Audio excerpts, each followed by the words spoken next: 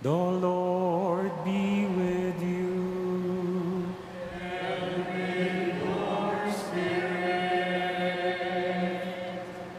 A reading from the Holy Gospel according to Matthew. Glory to you, O Lord.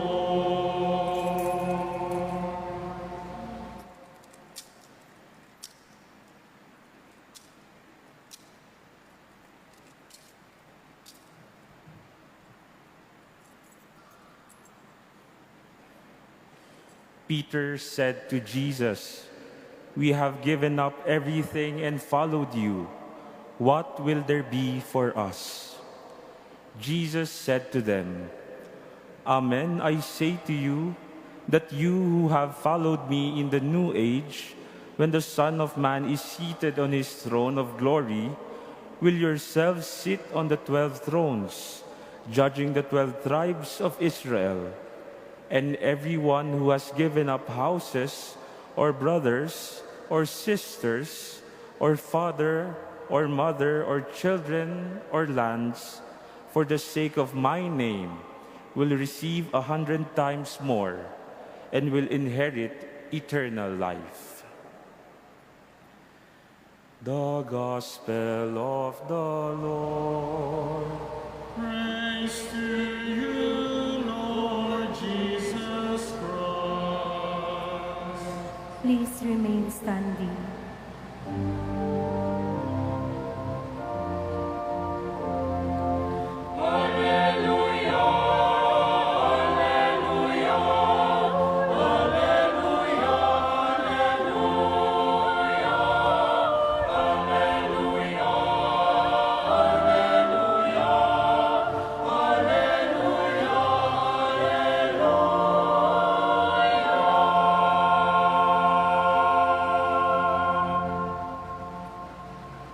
Please be seated.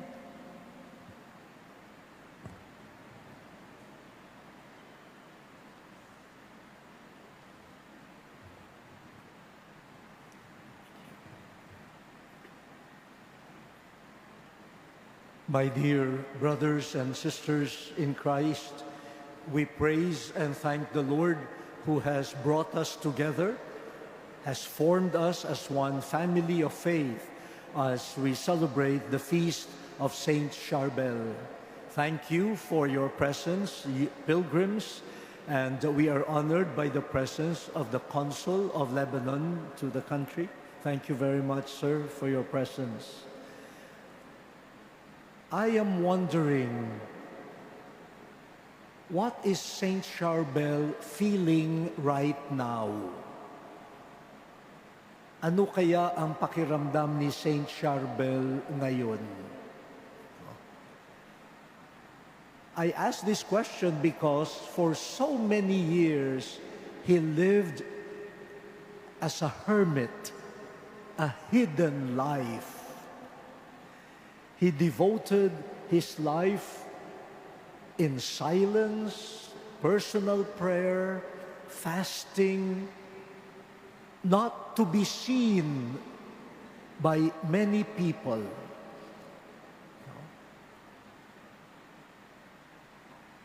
Siya na sa matagal na panahon ay nasa ermitanyo, no? Sa maliit na community, tahimik, hindi lumalabas, sanay siya sa nakatago na buhay. Ano kaya iniisip niya ngayon na siya ay dinadayo? Siguro kinikilabutan siya. Maybe he's the one to say, "What are you doing? No, this is not what I had planned in my life." Well, it is not anymore in his hands, but in the hands of God. You know, if you have the chance, and we hope the situation really becomes more stable and peaceful, please visit Lebanon. It is one of the most beautiful countries that I have visited. No? I've been there 3 times. And my last visit was in 2021 to attend a meeting. That was the month of August. Part of the meeting was a pilgrimage to Anaya, now where the tomb of Saint Charbel is found. So we were all excited. Let us include that trip and that pilgrimage. When I arrived in Anaya, it snowed. Is it typical that in August there is snow? I don't know. No. It snowed. And we were not prepared. So the monks ran into the monastery to take winter coats for us to wear. And they were very, very happy. They said, photo, picture, snow in Anaya in August, no?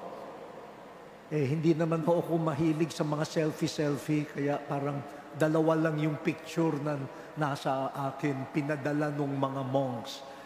But that was, for us, the welcome of someone who had led a hidden life, and in many parts of the world, he is still unknown. He remains hidden. It's only now that people are getting to know who he is. In fact, people got to know him after his death. Now, it was after his death when his sanctity became more widespread, news of his sanctity, and from his tomb, oil was coming out. And they found his body after many years, still not stiff, but very pliant. Parang hindi patay ng maraming taon. Malambot pa. At yung langis na lumalabas ay serum galing talaga sa katawan. But you see the power of hiddenness.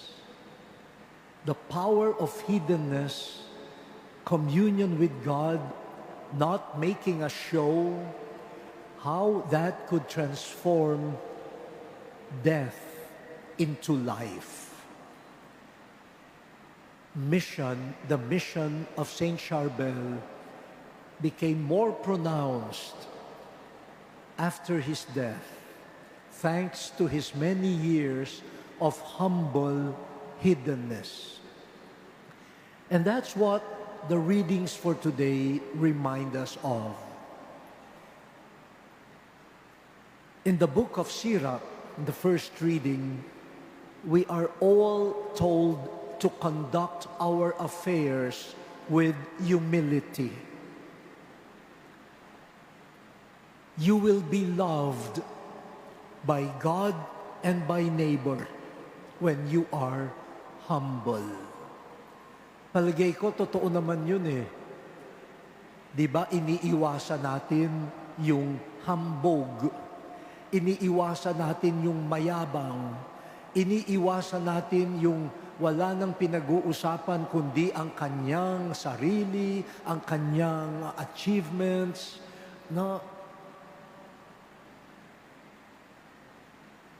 Alam sa puso natin, alam natin, hindi iyan ang gusto ng Diyos.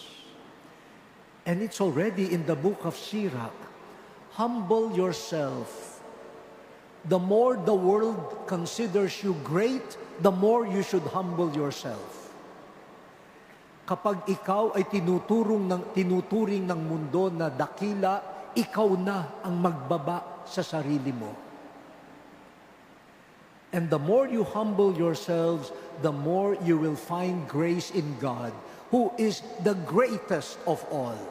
Pag hindi tayo nag-ingat, baka akala natin nahihigitan pa natin ang Diyos. At mas gusto natin tayo ang maalaala kaysa ang Diyos. We saw this in Saint Charbel. In his humility, it was God who manifested His greatness. Let us not promote ourselves. Do your best humbly, and let God do great things through you. Sabi nga ni Sirach, don't aspire for things that are beyond your capacities. Kung hindi ka marunong kumanta, huwag kang mag-choir. Hayaan mo yung marunong kumanta ang mag-choir. Eh yung iba, kahit hindi nila kaya, pinipilit ang sarili no? Para tumangyad. Hindi. Baka magaling ka tumula. Poetry siguro. Hindi na pagkanta. And we need poets. We don't only need singers. We need poets. Kaya sabi dito, with what is too much for you, meddle not. Hindi ka naman engineer. Huwag mong pakialaman ang construction ng mga tulay. Kaya bumabagsak Be humble. Sabi mo, hindi ko alam yan. Eh di, humanap ng So if you promote yourself, look at the disaster that happens. Saint Charbel is a good intercessor because he was humble. Through his humility, God is able to do miracles, great things. But with proud people, no miracles happen. Only disaster.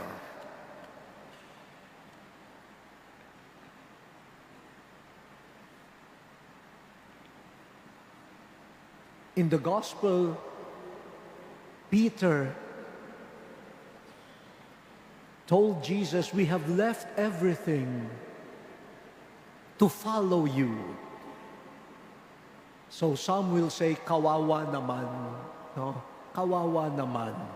But Jesus promised that anyone who has given up houses, brothers, sisters, families, ambitions, for my sake, will receive 100 times more and will inherit eternal life.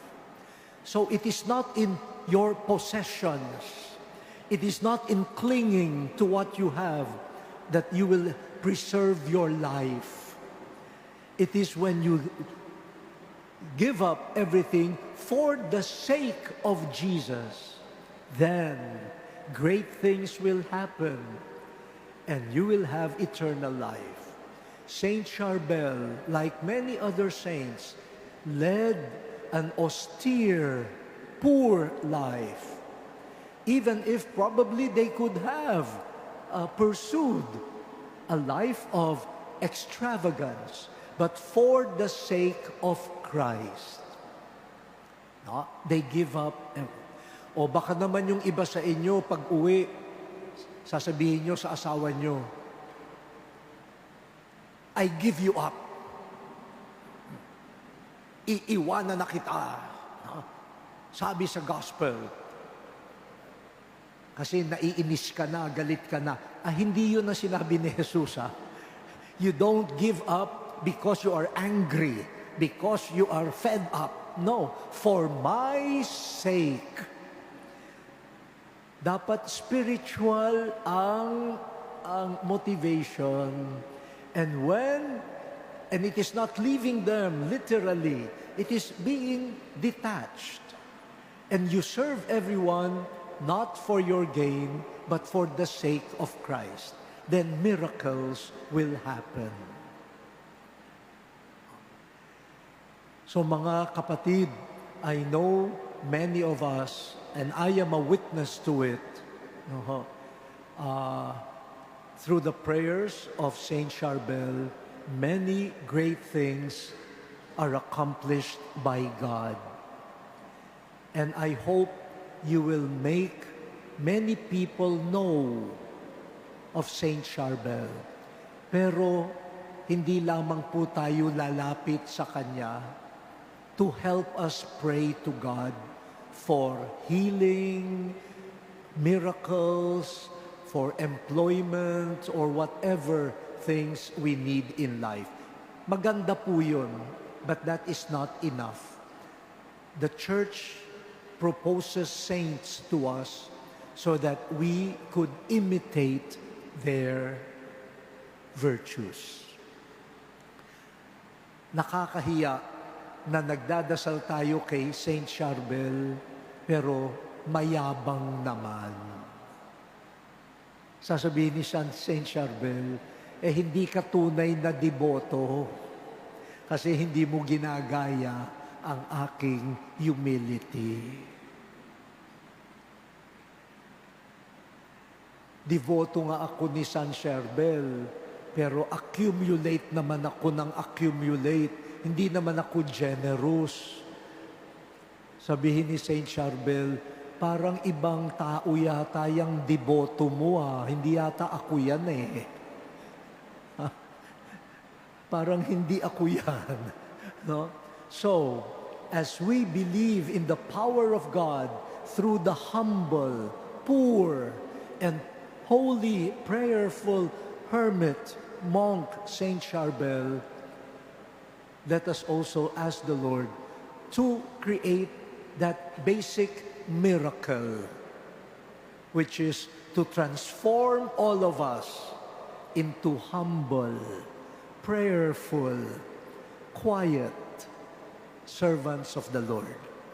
Yan po ang isang miracle na hingin natin. Dumami pa ang mga Saint Charbel sa lipunan, sa pamilya, sa simbahan, at maraming milagrong mangyayari. Kapag kaunti ang katulad ni Saint Charbel, kumakaunti rin ang milagro, dumarami